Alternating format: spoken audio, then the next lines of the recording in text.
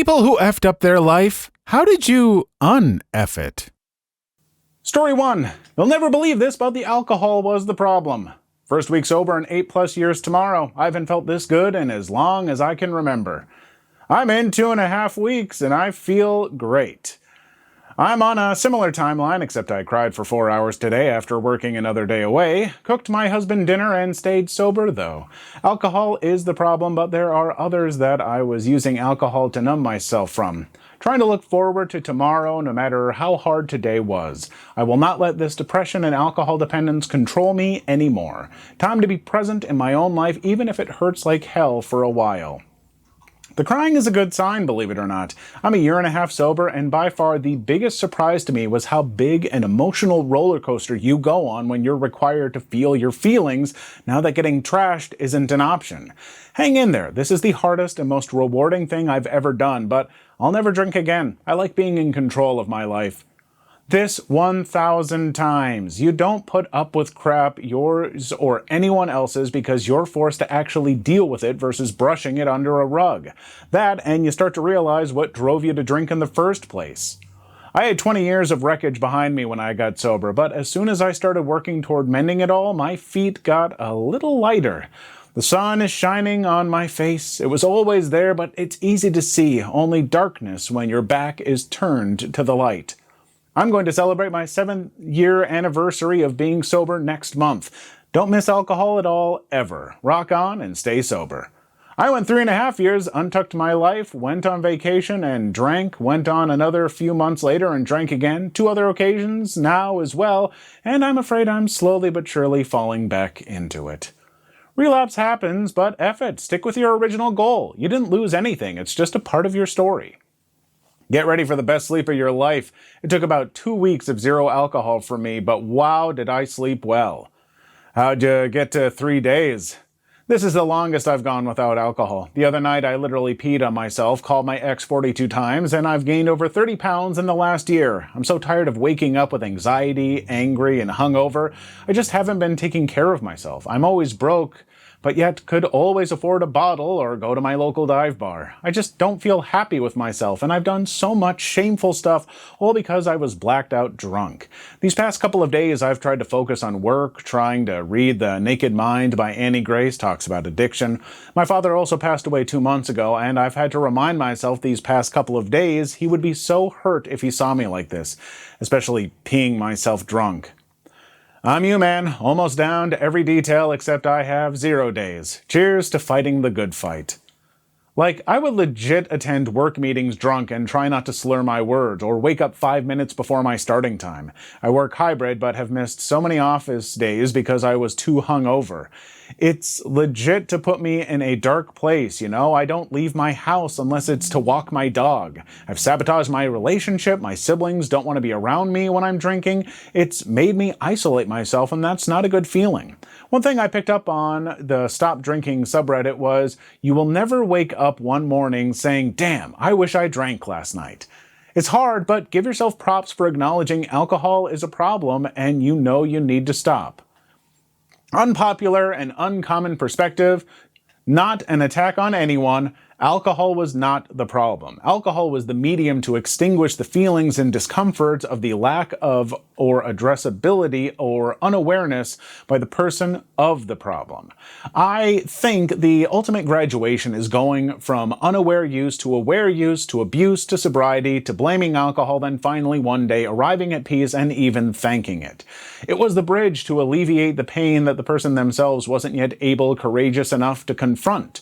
Then one day they did. Blame it all you want. Thank it for being that shield until you were ready to hold yourself up in the mirror, see, feel, and move through the pain to resolution. Weird take. What's your point here? To discourage sobriety? Thank it for being your shield is asinine. It doesn't shield you from anything. It just numbs your feelings as you willingly poison your own body and mind. If it weren't for that numbing, maybe us drunks would be forced to actually confront the misery instead of just sitting there marinating in it. I know this Reddit and opinions don't matter, but your comment got me heated. F alcohol and F the mental gymnastics people will do to defend it. Are you sure it wasn't a symptom of an underlying issue?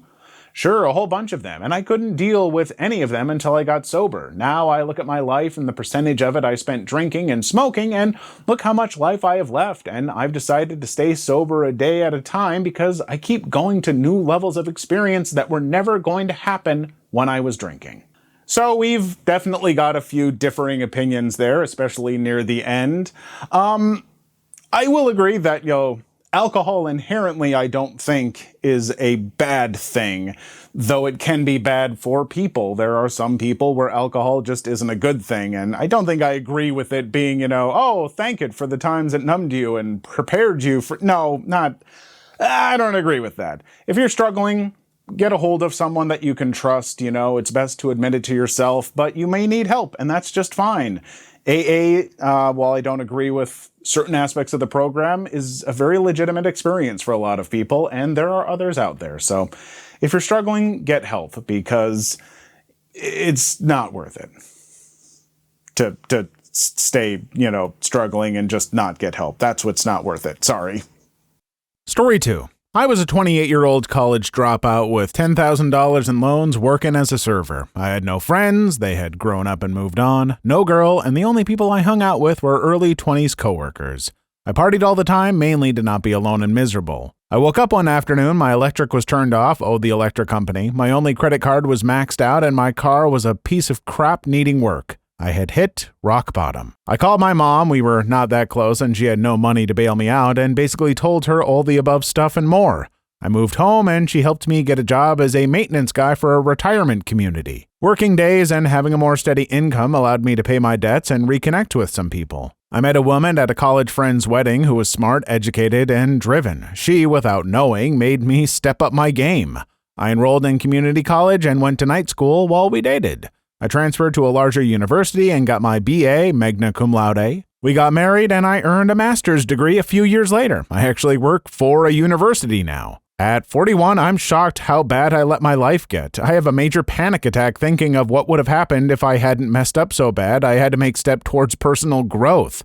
Honestly, none of this was in the plan. I decided to make some changes and everything just kind of fell into place. You better have the best Mother's Day gift for your mom. I will say our relationship is 1,000 times better than it was, and she cried so hard at my grad school graduation. I almost cried. LOL. Congratulations, I'm in my mid-50s and have ADHD and a learning disability in math, making another attempt at getting my BA. Your story is inspiring. I work for a university. You're never too old to learn. I saw people 10 years older than you in some of my classes. My 2 undergrad math classes. I had to sign up for help from a school tutor who was like 21. It was humbling, but I learned and grew from the experience. I don't know you, but I am rooting for you. Thank you so much. My best friend was a professor for 17 years, and I dated a professor for several years too.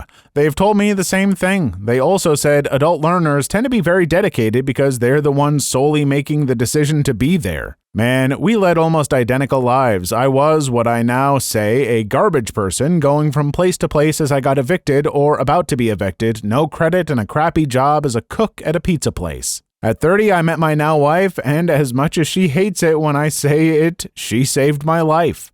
Now I own a home and a vehicle. Not only do I have great credit, I actually have savings. All because she showed me what I could be rather than focus on what I was. Folks, it's a good lesson to learn that it is never too late to turn your life around at any point in time. And I'll warn you, it's not easy. It doesn't always take right away. Sometimes, as you try and turn your life around, you will fail again and again and again. And it's frustrating and disheartening. And sometimes you need help, and that's okay. And sometimes you do it yourself, and that's okay. But it can be done. And it's always worth it. I can attest to that. My life, I struggled for so many years through my 20s, my early 30s, where I was jumping from job to job, all this kind of stuff, paycheck to paycheck, debts adding up, and I have chipped away at that and kept at it, and the last, 5 years of my life have been amazing, finally, and I don't think, God, it took too long to get here. I had to suffer all those years, so it's not worth it. Nope. It was totally worth it. And I don't know what you're going to have to go through or what your story is. And I don't know how hard it might be for you. But I have faith that you can do something if you really put your mind to it. Story 3. I stepped back and read a bunch of psychology books to try and diagnose myself. Then I learned to meditate and do a bunch of self-reflection. Also learned to find the toxic people in my life and distanced myself. It was rough for about 6 months, was contemplating self-termination most every day. I found the core of my problems and changed my habits and slowly got myself out of the hole I was trapped in. I never tried asking people for help because I felt like I was just another inconvenience to everyone. I'm not sure who needs to hear this, but you can turn your life around at any point. Every passing minute is another chance to turn it all around. I understand the whole being stuck in a place because prior to my self-fixing, I had struggled with this illness for years. Just one day it clicked and I knew I had to change. If anyone in the world needs my help or just for someone to listen, I will be there whether I know them or not, no judgment. It's hard to ask people for help because trusting people and putting trust in anyone is hard. I recently put my trust in my parents last year and that blew up in my face. Never again. Thank you for sharing. I've been grasping at straws for a while now. It's a relief to hear it can be done. My brain won't hear it unless someone else says it. Story 4. Well, let's see. Was an alcoholic for 10 plus years, hit rock bottom, found out my rock bottom had a basement. After I found my way out of the rock basement, I went to rehab, got my full-time job back, started therapy, just got a dog, and she's one of the best things to happen to me. I'm 19 months sober this month. The uneffing is a work in progress. That's so hard to do. Most people don't even acknowledge they have a problem. You've worked very hard to become and stay sober. Anyway, what's your dog's name? Is she adorable when she sleeps? Can you give her some treats and ear scratches for me?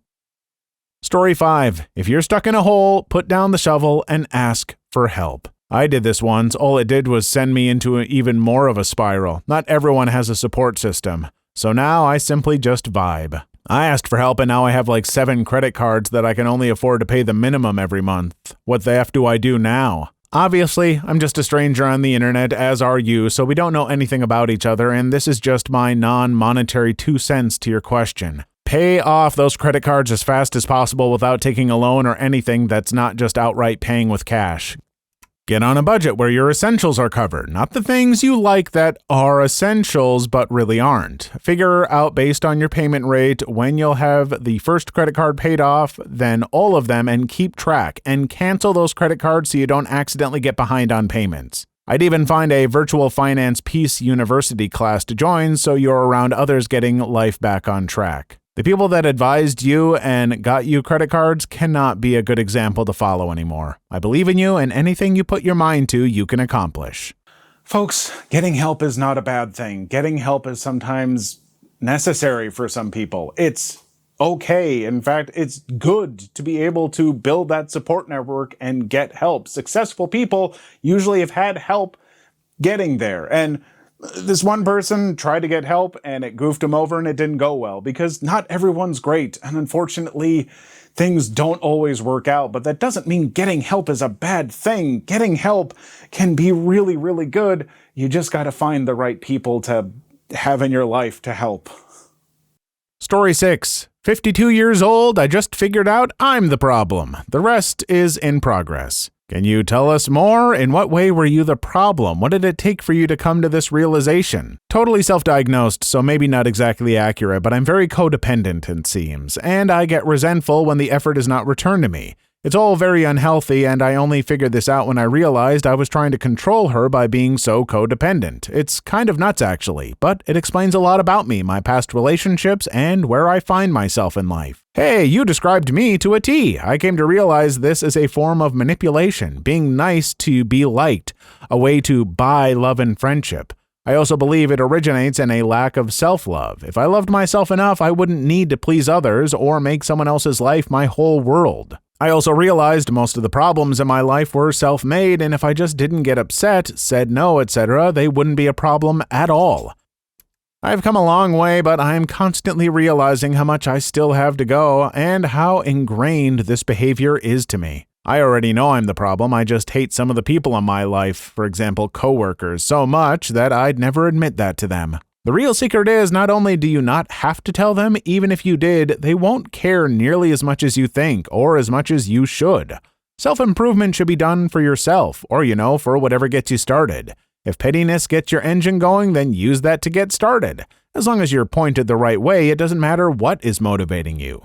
At first, at some point you'll need to address the why, but to start, rev your pettiness and take a few steps. Story 7. Not sure if this counts, but here goes. As a teenager, I was frequently late or absent to my high school classes. When I did show up, I was always trying to skip, smoking weed, and go to Denny's.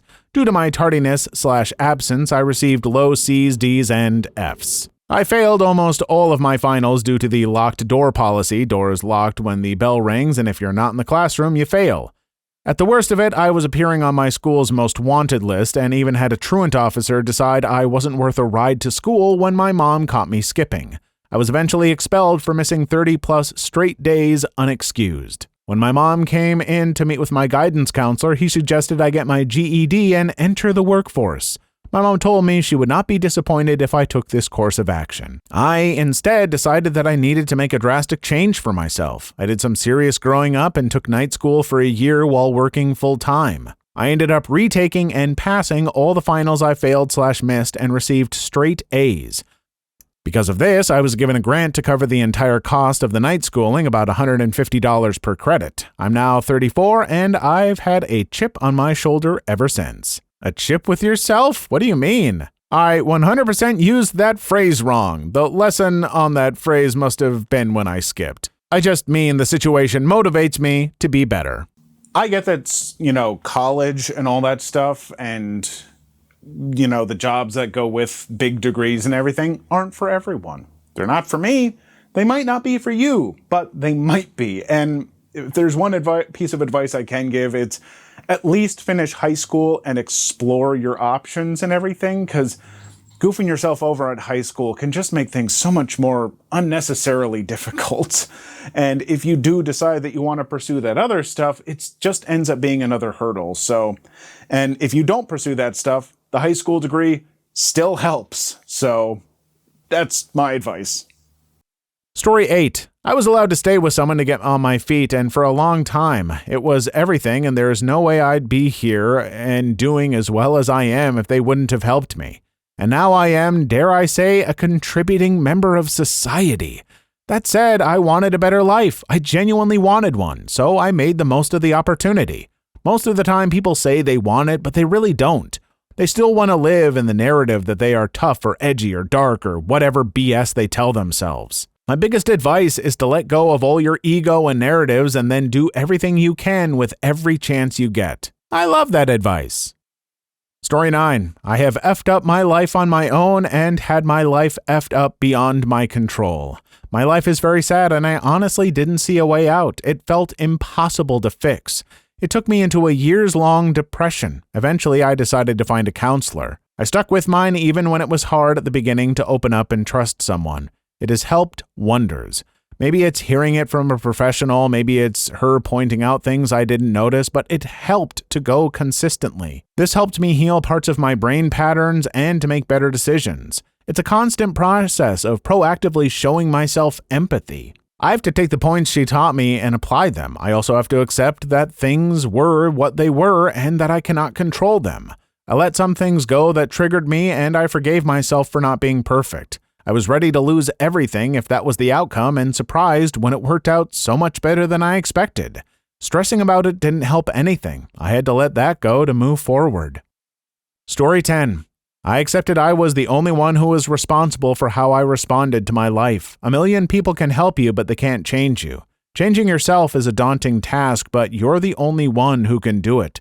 Assess your mindset, find the weaknesses in your morale, and focus on them. Show yourself you're able to change little by little. Dang, I think this person kind of summed up all the advice that we've seen pretty succinctly. Getting help is great, but you're the main motivator. You've got to make the changes, but also don't expect them to be huge and, immediate. Takes time, little by little, and, it's not going to be easy, but I got faith in you, and I hope that you can do it if you need to. Please leave your story in the comments. I would love to make a video on them in the future. Also, don't forget to like and subscribe.